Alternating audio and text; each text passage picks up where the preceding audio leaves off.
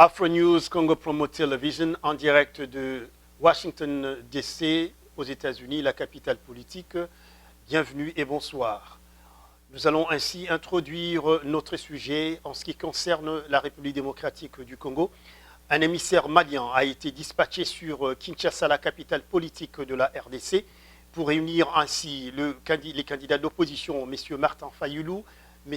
Félix Tshilombo, M. Shadari Emmanuel, ainsi que le président de la CENI, la commission électorale neutre indépendante, pour discuter sur les résultats qui sont attendus par la population congolaise. Nous allons ainsi donc signaler par nos différents analystes que les élections présidentielles dans la République démocratique du Congo se sont déroulées avec énormément d'irrégularités, une fraude totale, une fraude générale, d'où la Cour constitutionnelle pourrait être saisie pour en fait trancher si les résultats pourront être acceptés ou pas.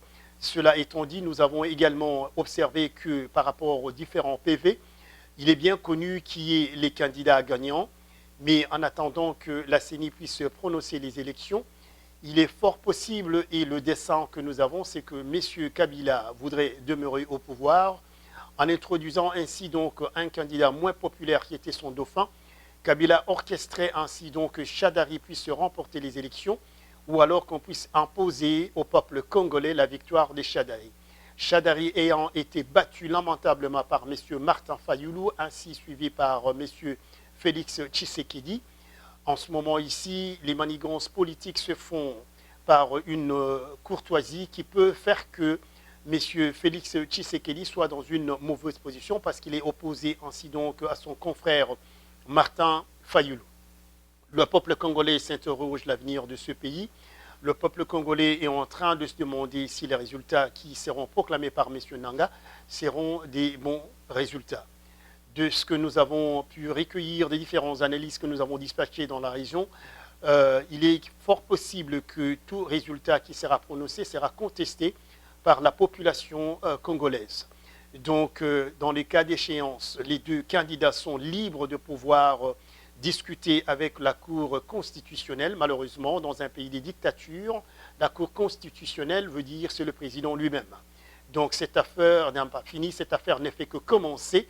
La tragédie des élections présidentielles au Congo a eu une tournée formidable des candidats Martin Fayulu et aussi le candidat Félix Tshisekedi. Shadari n'a eu aucune popularité et Kabila, dès le départ, a remarqué déjà que son candidat ne pourra pas aller loin. Dans ces cas d'espèce, le président de la CENI est en train de chercher des stratagèmes, comment pouvoir proclamer un candidat qui a été lamentablement battu.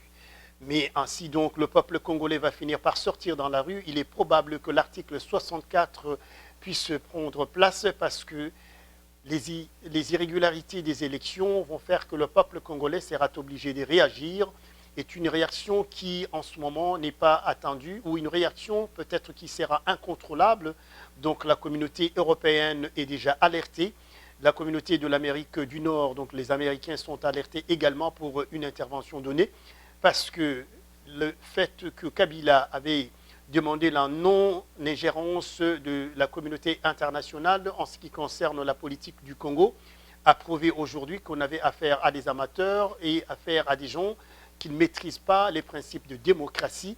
Et aujourd'hui, cette affaire tourne dans un palabre complètement africain où on ne sait même pas quels sont les enjeux et qu'est-ce qui pourra advenir